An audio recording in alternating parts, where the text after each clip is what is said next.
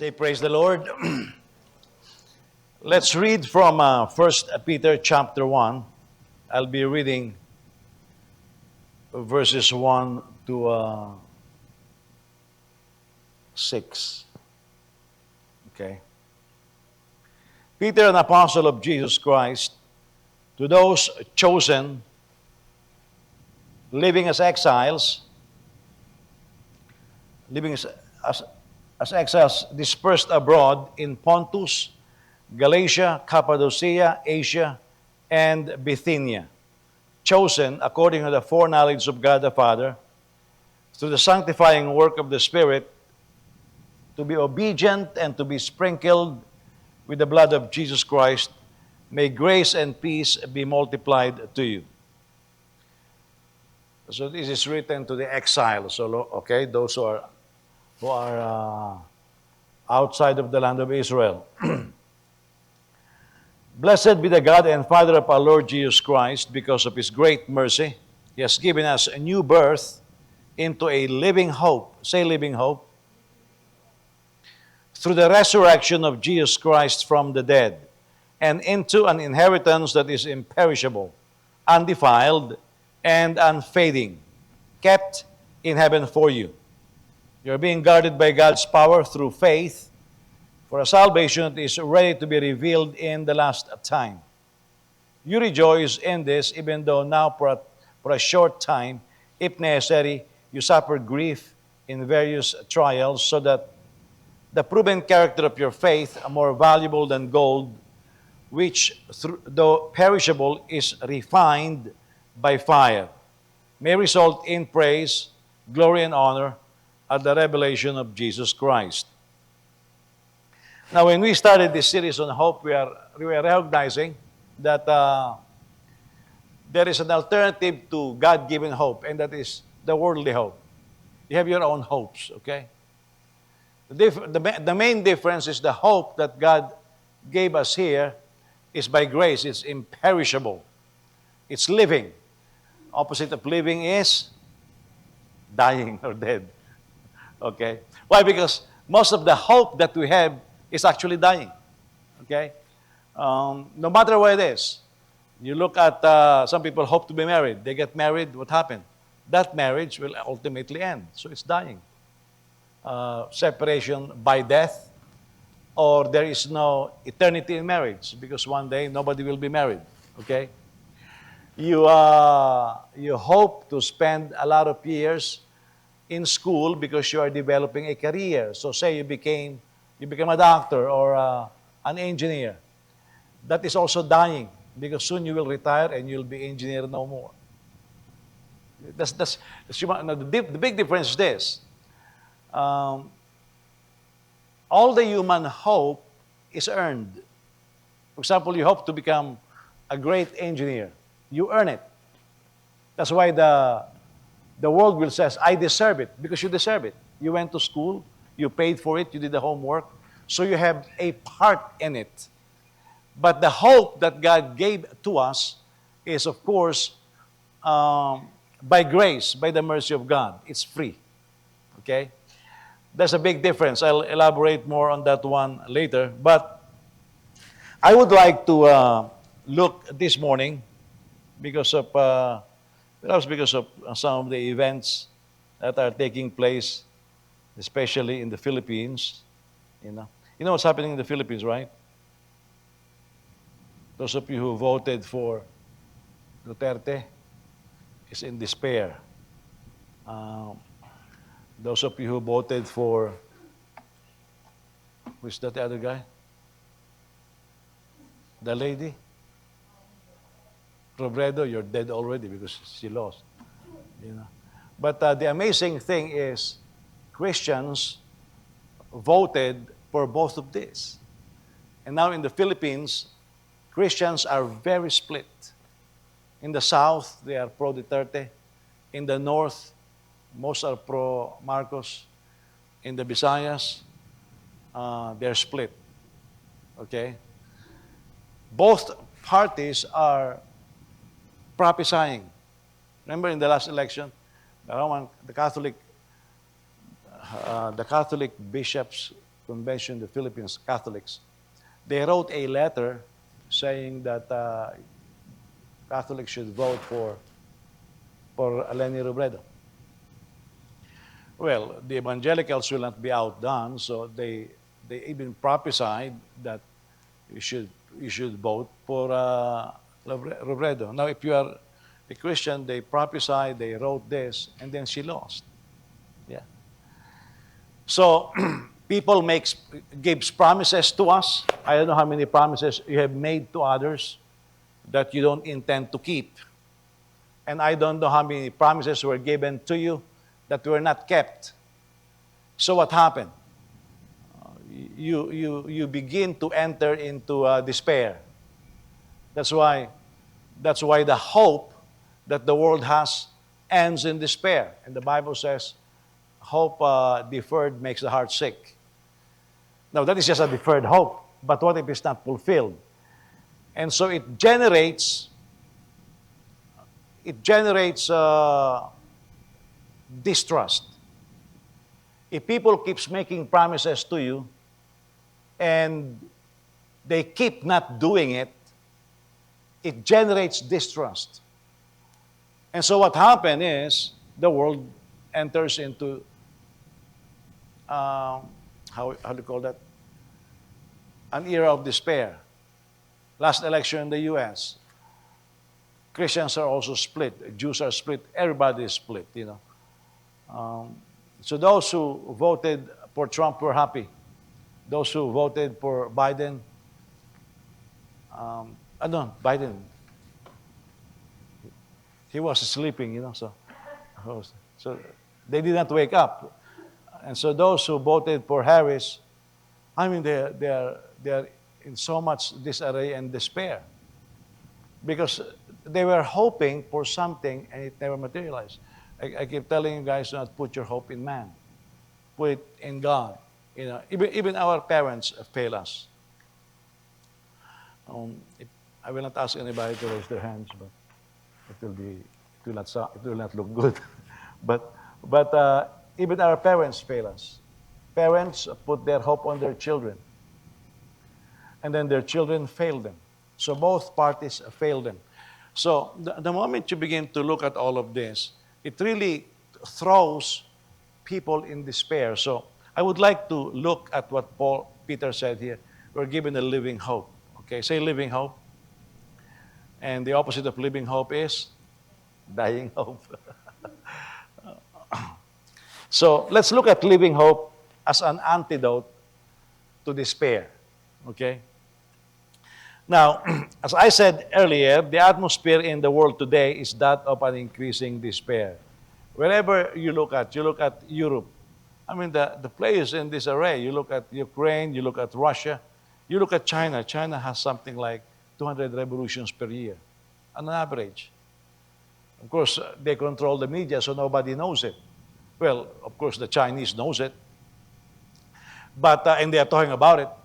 You look at South Korea. They had a who's this? The female president that was impeached. She was not supposed to be impeached.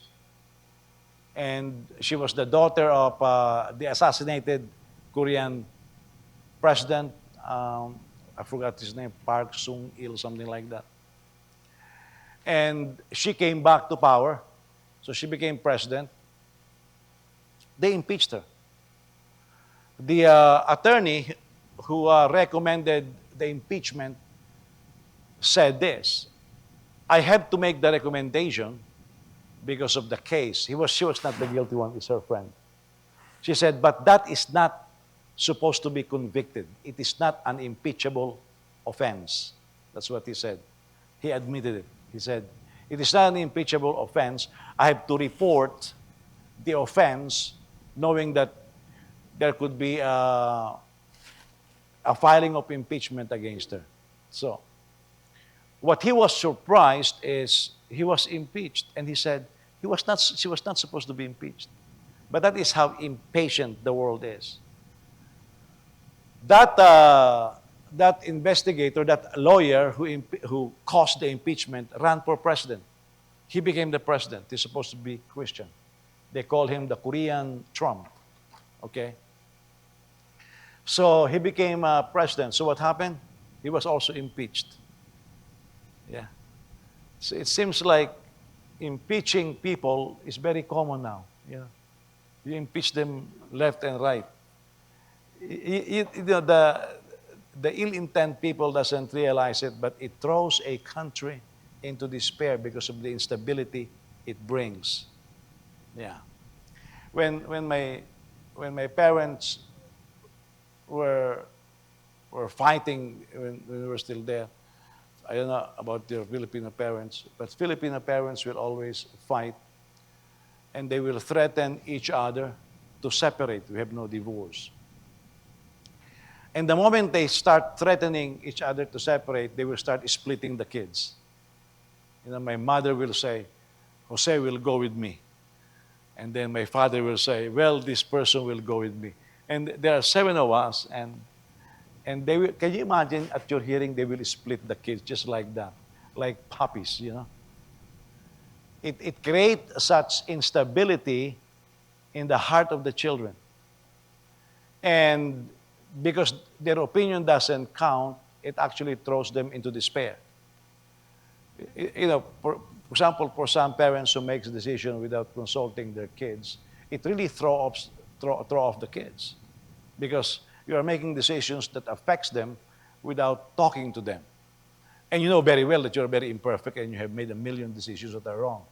And yet you keep making decisions without consulting our children or without taking their welfare into consideration. Okay, so that it throws everything in despair. Now you look at the U.S. You look at the Doge, or I call them Dog-E. You know, can you imagine the findings that they are? So the Democrats, of course, and the Republicans are fighting. So the Democrats are fighting them, but in all the fight that they are throwing, I have never read nor heard anybody say, no, that is wrong. Like when it says they are trying to do a transgender operation on mice. Nobody ever said, no, it's not funded. It's wrong. Nobody is saying that. When it talks about the waste, nobody is saying, no, it's not allocated that way. Nobody is discounting that.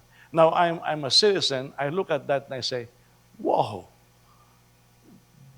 they're in the billions of dollars. You know, if I will not go to jail, I will not pay my taxes. You know, there's a minister, I don't know if he's still alive, Fred Price. He said, I believe that it is wrong for the government to take our taxes. He said, I believe we should pay it. You know, because you are not paying it, it's being taken from you. So he said, I believe you should pay it yourself. They should not take it from your salary because it leaves you no choice. Well, that's gonna be chaotic if that happens. But it is because of these things we are funding in the hundreds of billions war in Ukraine and without accountability. You look at that, what kind of decisions are these? And then you look at the Philippines. What's happening there? The Christians who voted for Bongbong because he's going to give them gold bars had not even received any gold dust, you know. But you see how gullible people are. When the politicians promise to give you money, they are lying. Nobody gives money. They take money. They don't give money. You know, so. Now, you look at all of this, for the conservatives, the election of Obama, Biden, and the prospect of having Harris in the White House throws them into despair. For the liberals and the progressives, the election of Trump drove them nuts. Yeah. And then in the midst of all of that, we have COVID-19. The world stopped. And then we find out, you know how idiotic it is. We found out right now, shutdown is one of the worst things you can do. They already released the papers and they say mask is wrong. You're not supposed to do the mask. And they say the the social distancing, it's useless. So here it is. The government told us to do certain things, which years later they say it was totally useless. Are we being played here like puppets on a string? So that really throws us into despair, and it makes us wonder what else are we being told that are just total lies, you know. And then we have, in a couple of, for decades now, the loss of U.S. manufacturing and our growing dependence on other countries. Like, I was shocked to find out because of the election that our chips right now, because Intel used to be the biggest chip maker, when it was starting in the 80s, they even have a manufacturing, a factory in the Philippines. Yeah, I have friends who work there, and they told me it's cold. I said, "What do you mean?" Oh, they are not putting the air conditioning because of the people. It's because of the chips, and they're making good money. And 100% of our chips are no longer manufactured here. Yeah.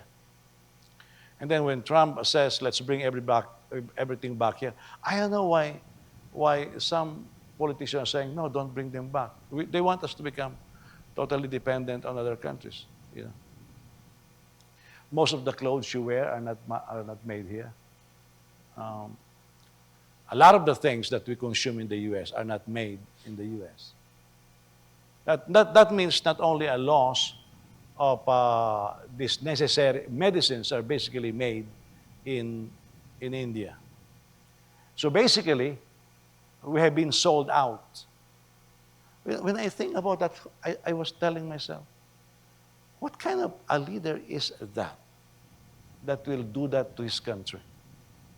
And yet we keep electing them, and we elected them blindly. So we lose to China in so many fronts: economic, global influence, and military development. And then on top of that, there's the rise of ungodliness and the loss of morals. All of these are coming together because the Bible says in Daniel, the statue of the image, the last day's kingdom will be a combination, the legs and the feet basically, of clay and iron.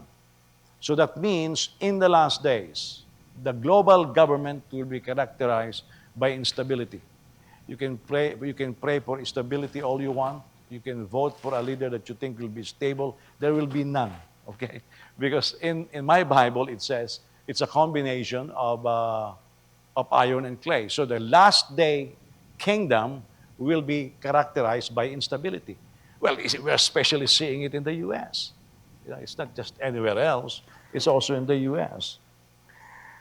The attacks on Ukraine and then on Israel on October 7 and the rise of anti-Semitism. Headline this morning in one of the news outlets that I read, it says that the United Nations failed to condemn Hamas on October 7, but continued to condemn Israel. They were the ones who were slaughtered, and they were the ones condemned.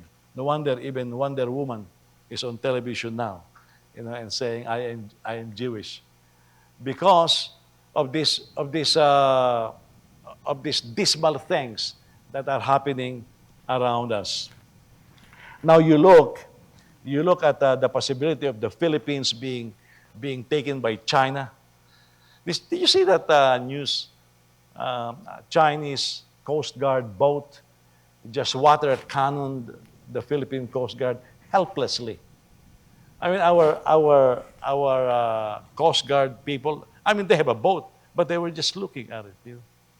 Like they cannot do anything. You know, when I was watching that video, I was saying, man, I'm a Filipino. And I'm looking at a Coast Guard boat that we have being water cannoned by China. And we did not even respond. We did not even spit at their boat because we're scared. And I have seen the videos of their Coast Guard boats just running through our fishing boats. Yeah. And the Philippine government talked, the U.S. talked, but nothing happened.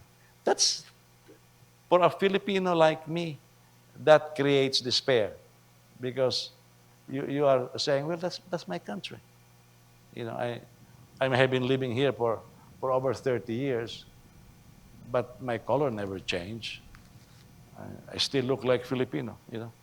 Some of you may think you're Americans, but you really don't look like it, you know. Now, the continuous rise of our national debt, the excesses that Doge discovered in few weeks, just few weeks, and what's happening in Chicago, we have given so much money for the illegal immigrants, and our educational system is in shambles. Joel is a bit disappointed because they have a music teacher now who really teaches music. He will be replaced by somebody who doesn't teach music. And it's just being crammed on them. And you look at that, what is going on? Their high school, you go to their bathroom. How do you call it? Tampons? Is that how you call it? Who is that candidate from Minnesota? What? Team walls? Tampon teams or something like that? Well, it turned out Johnson is also Tampon Johnson, you know. He put those things in our public schools. You look at that and say, what's going on? And then, look, we are still voting liberals. We are still voting. Christians complain, but a lot of Christians vote for them. Yeah. So you look at that. Can we, whom do we trust? Whom do we put our hope on? Okay? So, the irony of all of that is this. Why is it that we were excited in the beginning when nuclear energy was developed? Maybe you were not born yet when it was developed, so your excuse. You know the excitement when nuclear energy was developed? It will solve global energy problem. Well, it did not. It made us more afraid. Why? Nuclear bomb. And you know, the country who keeps saying we should have nuclear limitations is the only country that detonated 2 atom bombs. Actually, the US have no right telling other people, hey, be careful with your nuclear weapons. We are the only ones who detonated 2 A-bombs on Hiroshima and Nagasaki. There is no other country on the face of the earth that detonated a nuclear bomb on another country. So that's actually being self-righteous. That's what's going on, you see. We are talking about solving global hunger. We eat 5 times more than the rest of the world. We're going to be having lunch after this. Just look at the amount of waste that we will generate downstairs. Some of you will try to save food and you will forget where you put it. Some of you need to repent right now. Raise your hand. I'm not going to look. Okay.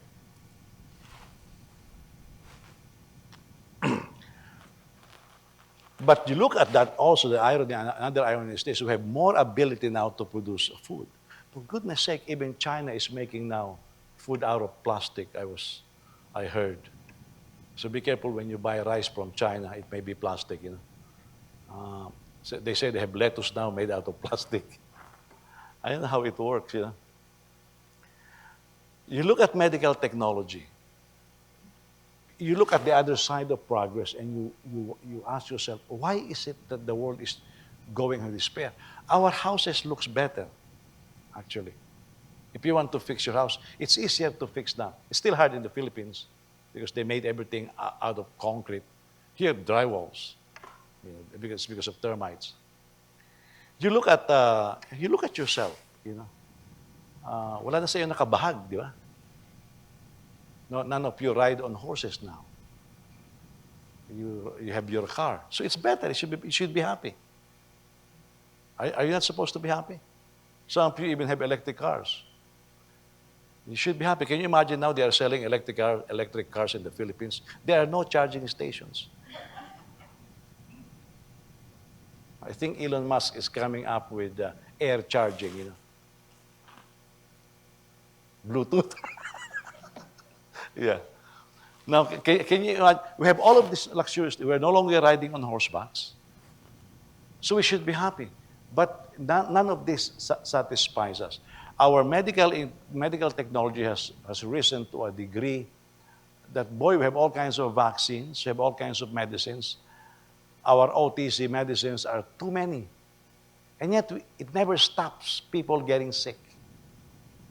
One of the most sick countries on the face of the earth is the United States of America. Okay? So you say, well, I thought that's our hope.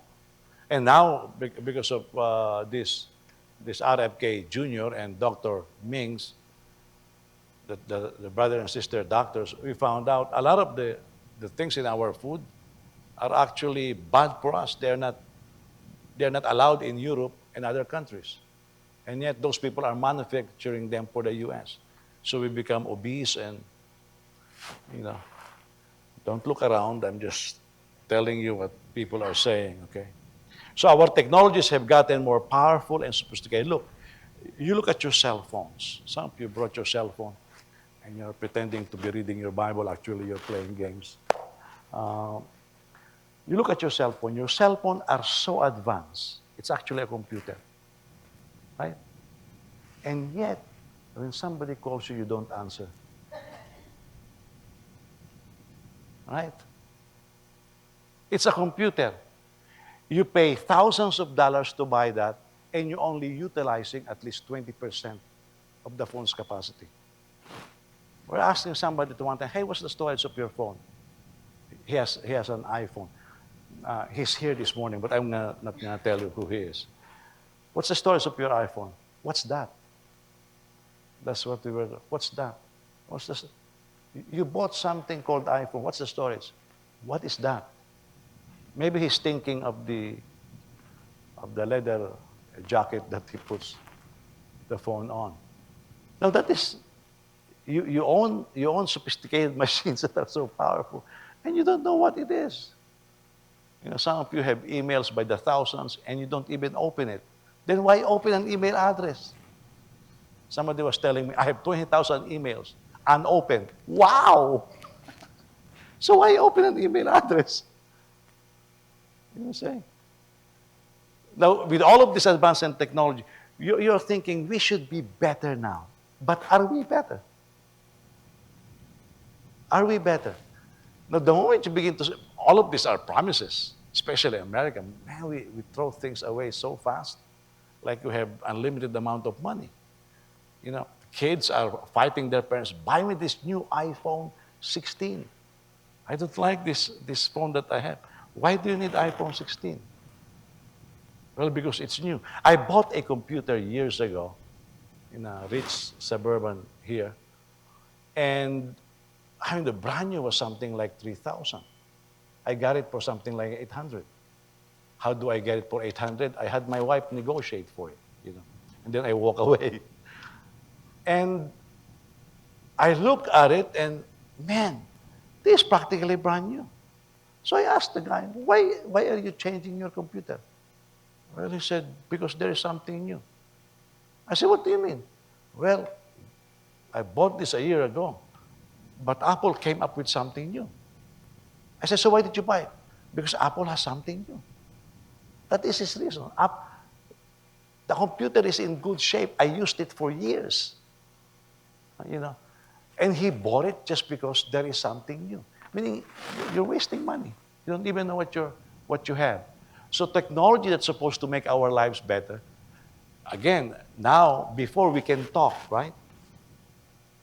Now, even in your dining tables, you don't talk anymore. You just look at the phone. How are you doing? And now I found out there are people that instead of talking, they'll type it on their phone and they'll show it. What is wrong with you? You know? So it's supposed to make us better, but actually became worse. Our communication skills have gone down. Yeah. As a result of these things. So,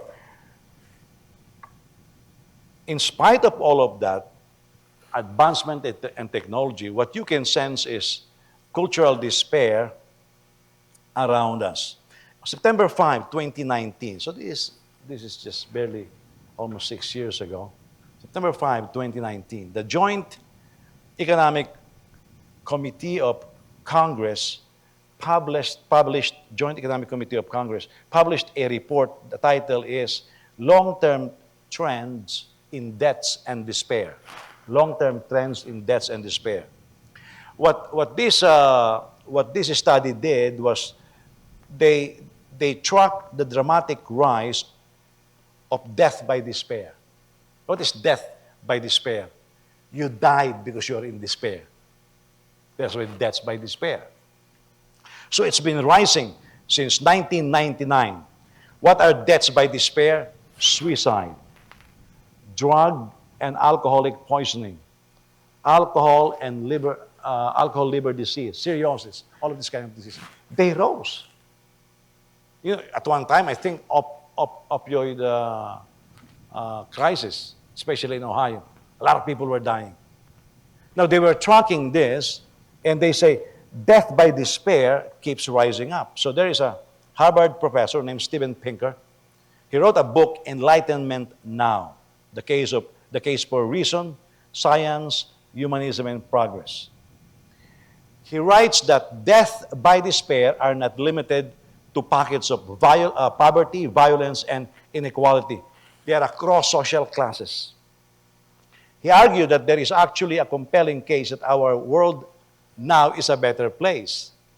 Therefore, it doesn't make sense why death by despair grows. He's a liberal professor from Harvard, and he's saying, what bugs him is he said, look, the world is better. Look at our seats.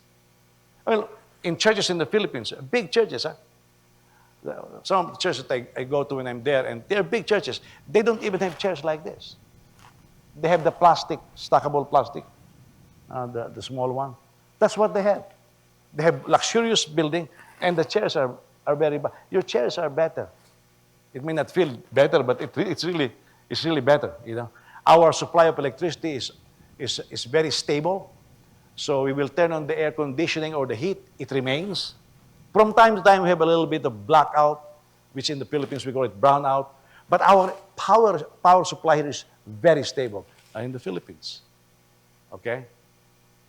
So what is happening is Pinker is saying, look at the world around us. Our cars are more luxurious. Have you seen the Tesla Cybertruck? It looks like a modified Batman vehicle, you know. I was looking at that thing and said, who will buy that, you know? But maybe somebody who is hiding, so you don't want anybody to see you. But look at all of these things. They say that China is developing airborne cars now, and they are already in testing. I don't know how true it is, but it should be getting better. You look, the number one country in the world that uses like Uber Eats, you order and they deliver to you, is Korea. South Korea, of all countries, South Korea. And Pastor Gino told me they curse you when you are late in the delivery of the food. Everything is convenient. And yet, death by despair keeps on growing. So he's wondering, why is it happening like this? Now, this brings me now to this point that I want to make. I believe that despair, aside from everything else, why is that death by despair is rising? I think it's a problem of meaning. Say meaning. Meaning. Purpose. Very good. It's the problem of meaning. Purpose. Most people don't even know the purpose in their life. Okay. I sent my wife a couple of weeks ago to the Philippines. She has two missions. Number one, to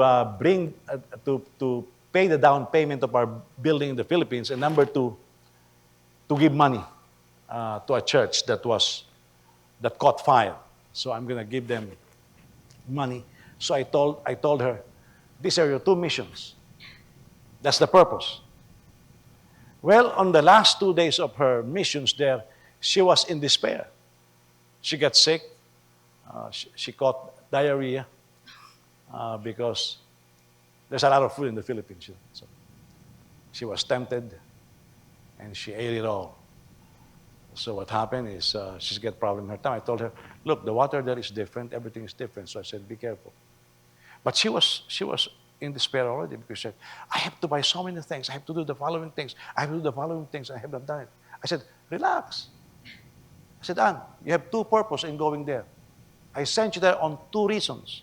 Number one, to close the deal. Did you do that? Yes.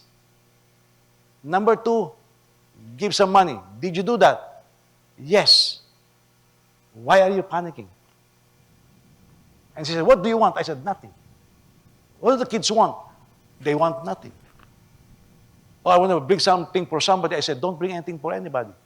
That is not your purpose. You see, but she lost the meaning of why she went there right away. And most people lose the meaning of their lives. Now, if you lose the meaning of why you are here, what's your purpose? Then you are just moving like a robot. You are like an arrow shot in the air without knowing where the target is. Before you release that arrow, you should know where the target is. Our life should be like that. By the way, a lot of the marriages, the reason why they break is because of that. They don't know why they're getting married. So they lose the purpose. We don't have a new refrigerator. My ate or my neighbor has a new rep. They just bought a new car. Why can't we buy a new car? Is that the purpose of your marriage? You see? Their house is bigger. How come our house is smaller? Is that the purpose of your marriage? So you don't know the purpose of your marriage. When my wife was getting pregnant in those days, she's always having a critical pregnancy, not marriage. That's going to be bad, critical pregnancy. So at one time she was trying to be romantic or something, dramatic rather. She said, sweetheart, if the doctor asks you to choose between me and the baby, she said, I love my baby, choose the baby. I look at her without even blinking an eye. No, I'll choose you. And she said, what? That's our baby. I said, I know. Let's just make another one. She said, why do you talk like that? I said, babies are a good privilege, benefit from the Lord. But I said, babies grow up. Yeah. When they grow up, what do they do? They become disobedient. And then they leave you. So after they leave you, what happened? It's just you and your wife again, against the world. But the problem is most couples don't know that, so they occupy all their times with their kids, and they never get to know their spouses. So when they all left, you are left with each other, and you say, who are you? I'm your husband. Oh, I remember. The husband I married before used to have plenty of hair. And they used to be skinny. You don't have hair anymore. And you look pregnant all the time now, So you forgot that that you marry each other because you want to be by each other's side for the rest of your lives. Till death part both of you. But now the attention is on the kids. Now kids are a tremendous blessing to the Lord, but they leave. They answer back. And if you're a weak parent, they rule you. If you are like me, you slap them, and you teach them their lesson, put them in their place. But what happens is we lose our focus. We lose the meaning of why we get married. Yeah. Are you listening? Why did you go to school? To finish a degree. Now you go to your mom, I'm going to go to this party. I'm going to join the club. I'm going to do this. Oh, my classmates are going to go to Mexico for vacation. I would go. Why did you go to school? So you have been in school forever and ever and you don't have a degree. Oh, but you went to a party. You lost the meaning of why you went to school. And so now you step back and say, what have I done with my life? And any energy and resources that you spend not for the fulfillment of your purpose or your meaning will make you go in despair. Can you imagine if you go to school, okay, and you borrowed $100,000 on student loan, and you never graduate, and you have $100,000 debt? You know how desperate you will feel? I don't know because I graduated, okay? You will feel very desperate because now you become empty. You borrowed all of this money for nothing. Yeah. So, again, I believe it's a question of meaning. So, we need to find our ultimate meaning and purpose in life. And this is where living hope comes in, because living hope as an opposite of despair, if we say this is a living hope, it has to be ultimate. So we need to ask the question, if it's ultimate, we need to ask this question. You can ask it two ways. Number one, you can ask it this way. What do you hope for? What is it? What is your hope? What do you hope for? What are you hoping to accomplish? Yeah. You know, in our church in the Philippines, we regularly fast. And my pastor will wake up one day and say, we'll fast for 10 days, and we will fast for 10 days. We'll fast for 20 days, and we'll fast for 20 days. That's my pastor. I don't do that here because I have mercy on you guys, you know. We do one day a year, and very few people show up. So I work out a lot in those days to gain weight. So you build muscles. But you know what happens when you fast? Muscles go away faster than the fats. Yeah, so you lose all of that. So what happened? Working out is not my purpose. It is something that I do to keep myself in shape. It is never my purpose. I can go without it. Yeah. That's why I always look for the cheapest gym that I can find. I don't find meaning. I go to the gym because I want to keep myself healthy. And I want to keep myself exercised. Okay? But I don't understand people who spend tons of money going to the gym. For me, it's a waste of money. That is not my purpose. My purpose is to live healthy life. What if you are working out and all you're eating are energy bars? I'd rather not work out, so I will not eat energy bars. You know what happens when you eat energy bars all the time? What comes out of you is bad smell. You know? That's all you got for it. So, some people are so into it, they spend their lives planning their schedule on working out every day. Why? Is that your purpose in life? If that's your purpose in life, one day you're going to get old. And those big chests will sag. And you will look like an old lady. Yeah. And everything fades because that is your purpose. Now, I have nothing against that, but my Bible tells me exercise profits little. If it profits little, I give it little attention. But for some people, that's their purpose. I mean, I go to the gym on a regular basis, but I look at these guys, they walk in, and suddenly the moment they walk in, they go like that. These are grown men. And then their wives call them, psst. You know. But then when they look at the mirror, that's their purpose. You see? You need to, so what do you hope for? Now, I'll modify that question. From what do you hope for, you can ask it this way. Who do you hope for? If it's a selfish hope, who are you hoping yourself to be? Who are you hoping to attract?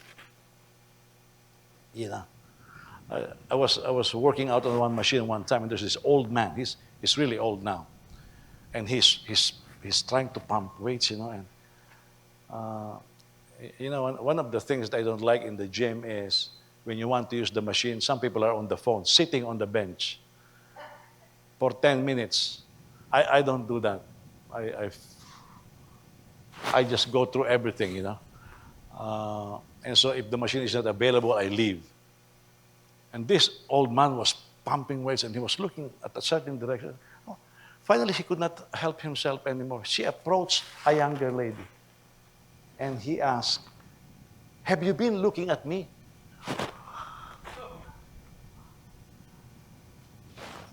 I couldn't believe my ears. Here's a wasted old man. Look at a younger lady and say, "Have you been looking at me?" And the lady was busy, I guess, working out, and she said, "No, I have not been looking at you." But self-absorbed. Self-absorbed. That's who do you hope for? Now, I would like to concentrate on who do you hope for, because I believe in this, because it's living hope. If what or who we are hoping for is a person, then it becomes ultimate. Okay? The person of Jesus Christ. If God is our hope and He is the one that we are hoping for, then that becomes the ultimate. It will, if God is our hope, He's our living hope. This is what we have been given.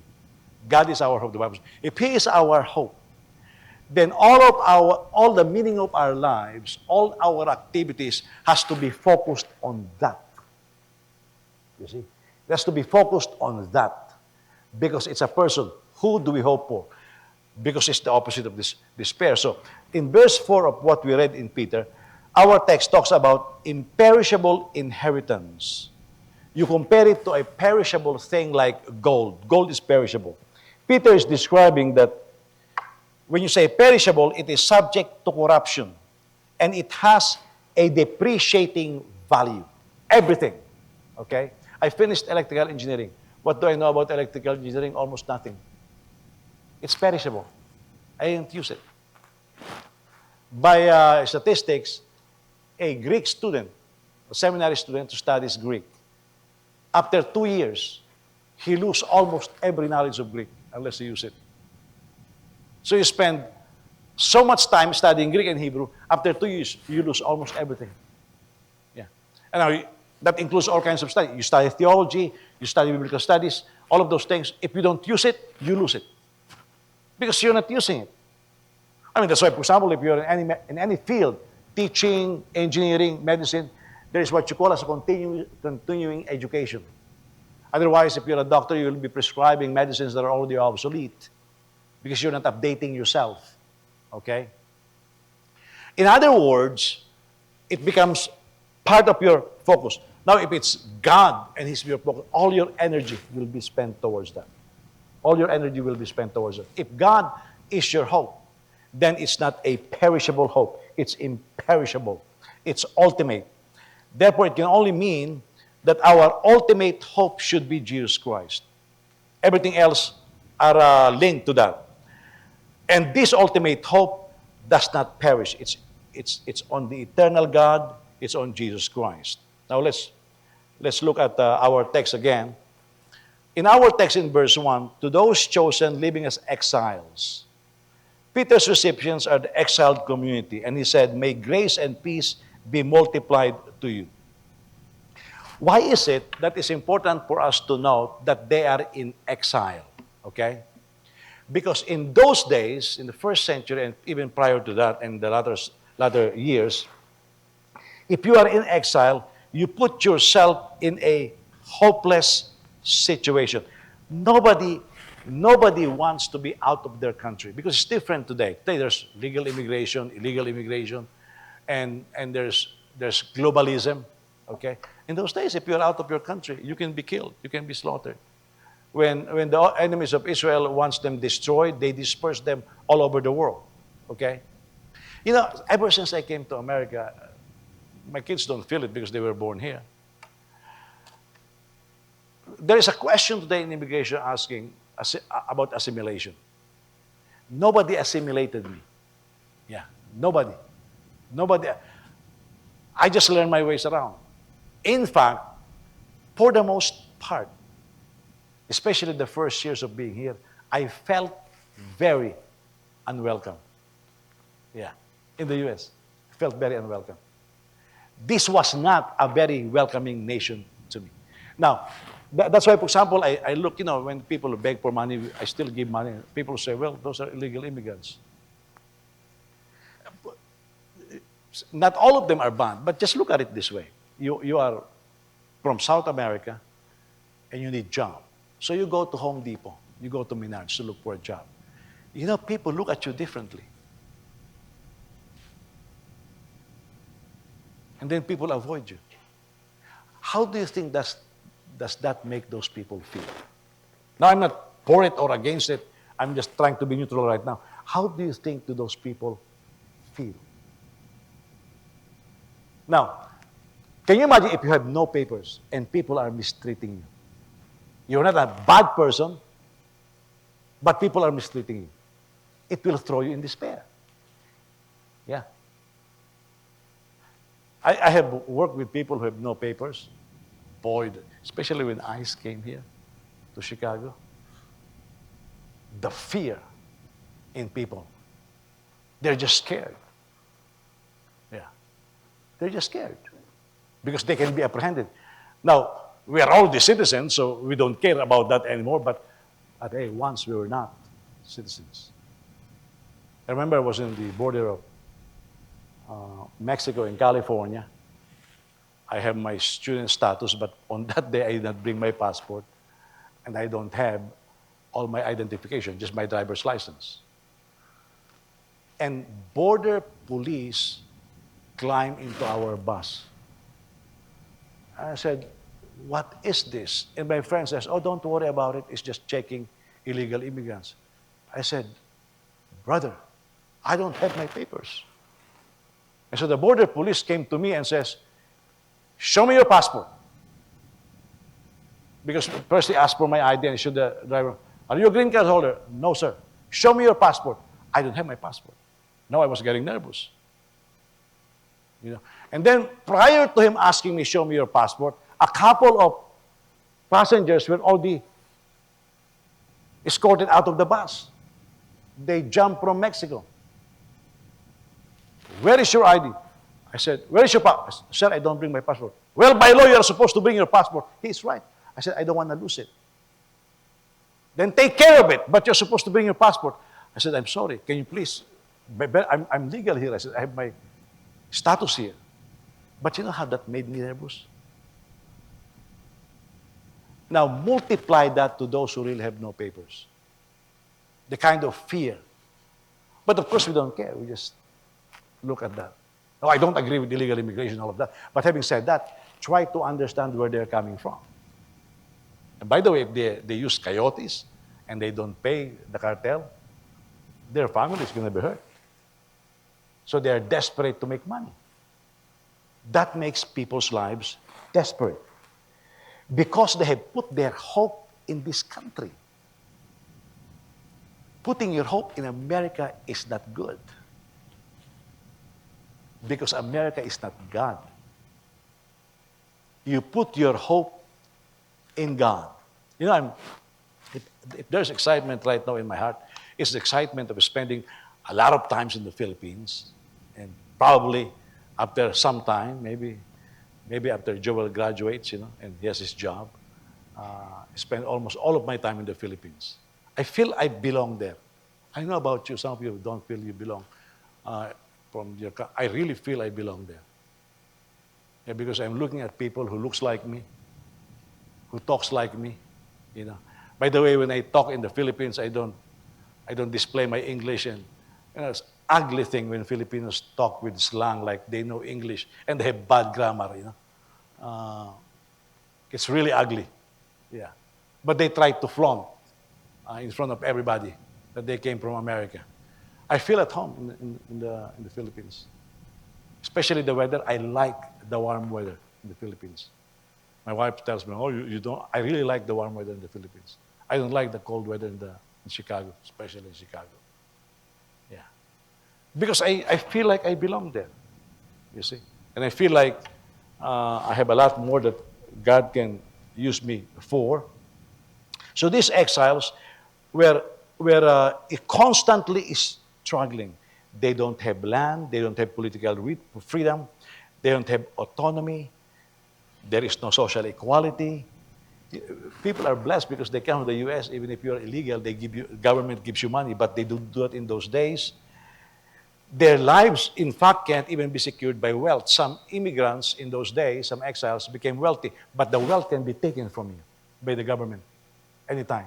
So they are very insecure people, and they are suffering, and they are very vulnerable, and they are also persecuted because of their faith. I told you last Friday the story of the Jews, because they are circumcised. So you go to a Roman bath, and of course they don't put on anything there. And the men will realize you are circumcised, and they poke fun at you. And then they make you subject to persecution. You know what some Jews did to evade that? They did the process of what they call as removing the uncircumcision. They graft some skin. And from what I read, it's a very painful process. Why do they go through that? Because they want to feel like they belong. They don't want the persecution anymore. They don't want the vulnerability anymore. They don't like the lack of security. Why are they in this position? Because they are in exile. So in all of this, Peter reminded them that they must not despair. And they must never pity themselves. Why is it that they're not supposed to pity themselves? Because self-pity is fatal to anybody. By the way, if you engage yourself in self-pity, kawawa naman, you know. If you feel entitled to everything and you're not receiving everything, you will begin to feel self-pity. To have self-pity is self-defeating, and it's fatal. Why is it that Peter doesn't allow us to have self-pity? Because we are born again. The moment you are born again, you have a living hope. How do we apply it immediately right now? The church today is very susceptible to American cultural despair. This results in so many churches and so many Christians living in despair. Because the American culture right now is so chaotic. I mean, can you imagine President Trump issued an executive order that now there are only two genders, male and female? Who does that? The moment you are born, you're either male or female. But some people whose brains are going somewhere else begin to say, well, maybe today you are a male, tomorrow you are not. Maybe the other day you'll be a cat, you know. Or maybe you'll be a dog. Whatever your preference. You know how confused that is. And some of us who are conservatives, who are opposed to that, cannot just offend them. You know, back in my days growing up, if you are gay, we just slap you at the back of your head. It's not culturally accepted. Yeah, it's not. Now everybody is dancing around. Remember, years ago, this was over 10 years ago, this was the beginning of this mayhem, you know, and Brother Mon, Brother Will and I, we were in a museum downtown. And so we were lining up in the bathroom, and so I was behind Brother Mon, and you know how Brother Mon is, he was very formal all the time. A young lady snuck in between the two of us. And Brother Mon says, and you know, he's Filipino. You know what Filipino does? You either point with your finger or with your nose or with your mouth, you know. So Brother Mon was shocked because here's this young lady that is just behind her now and behind him in front of me. And Brother Mon says, being Filipino, this is crazy. Tinuturo. And then this young lady proceeded to chant and say, well, this is a progressive society. Don't you know this liberation? And then she went inside the bathroom. Guess what Brother Mon did? He went outside the bathroom. Now, anybody can go inside. The chaos it produces in our culture, you see. And so now people are finding out that America is not really as good as people say it is in terms of these things. Why is it we're in despair? Because we tied our hope and sense of purpose to the American dream. Most people come here because there is a land of opportunity to make money. Yeah. Most of you who came here on purpose, you came here to make money. Yeah. Because we cannot make that much money in the Philippines. You came here to make money. Can you imagine if your purpose in life is to make money? That is a bad purpose. Making money is never purpose in my life. Yeah. That was before I got born again. If your purpose is to make money, wow, that is a bad purpose. You left your families in the Philippines. You left your loved ones. You left your friends for money. But that is basically what the American dream, land of opportunity. So you come here to make money. And so when money is not being made, then you throw yourself in despair. Now, some people, they came to the U.S. because they say it's the land of freedom. I can do whatever I want. In the Philippines, you cannot divorce there. So they come to the U.S. to divorce their spouses. Can you imagine if your purpose in coming to America is so that you can divorce? That is a bad purpose. That's why you combine all of this. What happened? Despair. I told you this, that my purpose in coming here originally was to study. And I was going to go back to the Philippines right away. And so when I was about to graduate, a couple of weeks before I graduated, I called my pastor. And I said, I'm graduating in a couple of weeks. I'm ready to go back. My wife could not believe it. But I said, I have no more reason to stay in America. Some people want to stay in America. I don't want to stay here. You know. So I said, I'm going back to the Philippines now. And my pastor rejected me and said, well, Jose, I cannot pay you in dollars. I said, well, I don't spend dollars in the Philippines. In other words, in our conversation, he doesn't want me back. So I have nowhere else to go. I ended up finding a church in Chicago. God never told me I'm going to pastor here in Chicago. But immediately I have to seek God's will.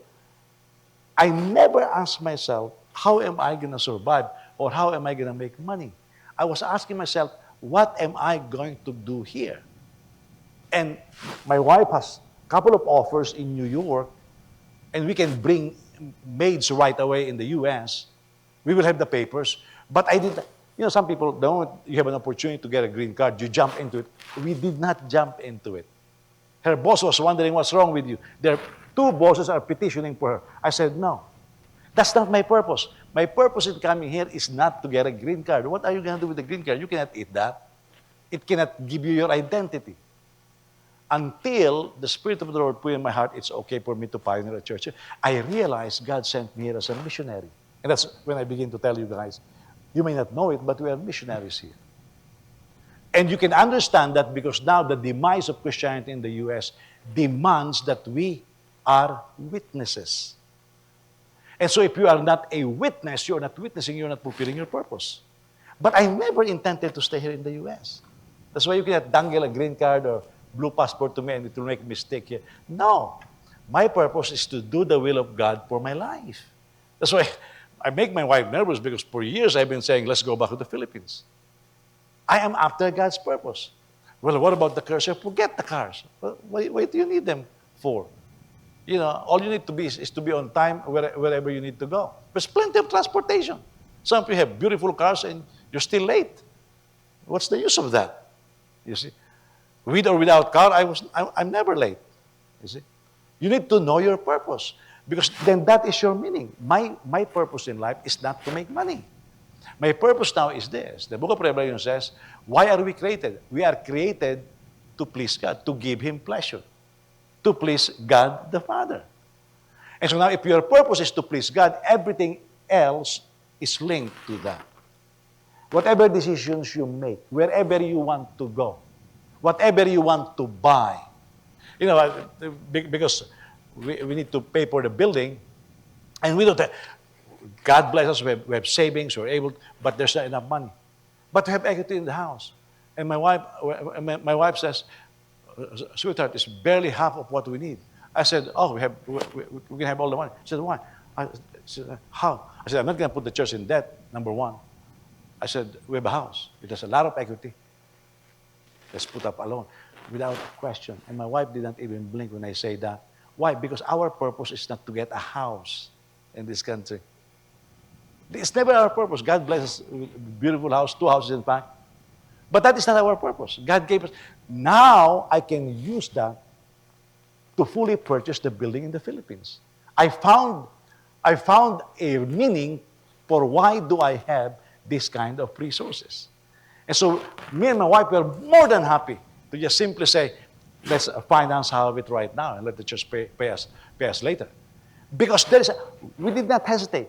Because having a house is never my purpose. Having beautiful cars is never my purpose. They are useful to me whenever they are needed, but they are never my purpose. What is your purpose? What are you hoping for? If all you're hoping for is making money in the U.S., then you're working for it. You're getting a degree, you're getting promoted. Don't be sad if you cannot go to church. That is not your purpose. Yeah.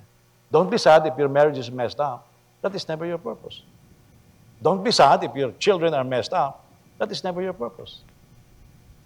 But if your purpose is to please God, then everything that you do has to align with that.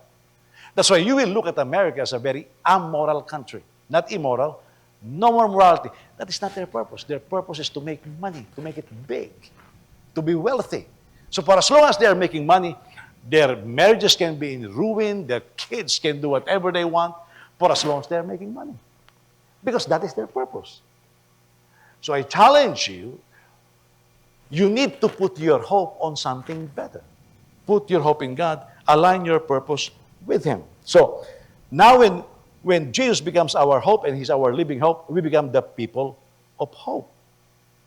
By the way, hoping is a universal experience. Everybody has hope. Hope is a desire aimed for the future, our tomorrow. There's a play, the song Tomorrow, Tomorrow, what's that? Annie. She's a poor orphan, right? But she is hoping for a better tomorrow. That's why she is happy even in an orphanage. That's not what she is hoping for. She doesn't hope to grow up in an orphanage. And she was adopted by Jamie Foxx. Okay, she was adopted by somebody rich. You see, but that is not her hope. So hope is a desire aimed for our future. The moment you have hope, it will capture all of your imagination. Look at some crazy guys. I hope to marry that beautiful girl. What happens when you say, I hope to marry that beautiful girl? It captures all of your imagination. Yeah. I hope to marry that handsome boy. You know, it captures all of your imagination. Your dreams, your schedules, and everything. So, what is it that captures our imagination? Because if you want to know your purpose or your meaning in life, what captures your imagination? Now, can you imagine if you have a wicked imagination, all you think about is sex and lust of the flesh? If it captures imagination, you are going to hell. Because what captures your imagination is something very ungodly and very wicked. Whatever is occupying your mind right now, whatever is dominating your mind, that is your de facto purpose. Yeah. That is your de facto purpose. And so you align that with the Bible. You align that with God. I keep telling you that we want to fulfill God's will. And I even tell you for decades now that we will bless our world. I am trying to cast a vision, a purpose that is beyond what you're doing right now. Because if your only purpose is to finish college, that's dismal. Because one day you will finish college, and what is your purpose now? If your purpose is to find a good career, one day you're going to have a good career, then you lose your purpose because you have a good career already. You see? What is your purpose? You need to align it with God. So some people, the reason why they're in despair is because their purpose is future career. Some people, falling in love. Some people even make it a goal. At this age, I'm already married. Why make that goal? Can you imagine if your purpose in life is to get married? What kind of purpose is that? Yeah. Some people, future career, falling in love. Some people, to get married. Okay, they get married. So after that, you have no more purpose because you're already married. That is your purpose, to get married. So some people say, well, having children. Well, you have your children already. Now that you have your children, you lost your purpose because you have children already. Some people, their purpose is to have vacations. Some Americans actually work to have a vacation. Why are you working so hard? I want to go to Europe for vacation. That is your purpose? To go to Europe for a vacation? That is very dismal. So you went on vacation. What happened? You throw yourself in despair because you just finished your vacation. But some Americans actually plan their whole calendar based on that vacation. Therefore, regardless of what it is, no one can live without hope. Because without hope, we die. Yeah. Without hope, we die. Hope is like an oxygen for your soul. If you don't hope anymore, you die. What keeps you awake, what brings you back to life every morning is because you have a purpose. You know? David said this, I was glad when they said to me, let us go to the house of the Lord. What is his purpose? He wants to be a worshiper. One thing that David never lost is being a worshiper. Some people never put as their purpose. I just want to go to church to show up so that my wife or my husband will think I'm a Christian. So that my target husband or target wife will think I'm a Christian. That's your purpose. And that's very dismal. But if you're like David, I was glad when they said unto me, let us go to the house of the Lord, then you will prepare yourself to go to the house of the Lord. You will not be late. But if it's not your purpose, you will always be late. It's just incidental to your weekly activities, you see. But if your purpose is aligned with God, then you find meaning in what you do. Oh, I find meaning in teaching. That's why it excites me. I'm planning now on the books I will be bringing to the Philippines. In fact, I was telling my wife, the moment we fly there to pay the building, I said, all the clothes I'm bringing stays in the Philippines now. I have a place to put my clothes there now. Why? Because I'm going to be going there all the time. You see, everything is aligned towards that. My wife says, well, you need to get a car. Well, the car should be able to go up the north, you know. Because I cannot keep hiring a driver so that they can drive me. North is just 2.5 hours to 4 hours drive away. I can handle that. So the car that I was telling my wife already, the car that I should be driving has big wheels. Why? It floods all the time. I didn't tell my wife, find me a sexy car, you know, a fast car. No, I told her, big wheels. In fact, what I want is an Honor Jeep. The one that looks like the one that Fernando Poe Jr. Drives. And my wife says, I'll kill you, you know. She hates that kind of car. But the reason why I'm saying all of that is because my purpose is to bring the gospel. You know, in the north, they used to offer me, hey, do you want to bring some rice, some vegetables back to Manila? I said, no, I have no place. Now, if they offer me rice, sacks of rice, I'll bring it. We have a house. You see, everything is tied up to that purpose. What is your purpose? What are you hoping for? If you don't have that right now tied up to God, you better seek God's face. Otherwise, you're just beating against the air and you will always fall into despair. And I'm out of time. So we will continue tonight. Did you learn something this morning? Let's all stand. Praise God.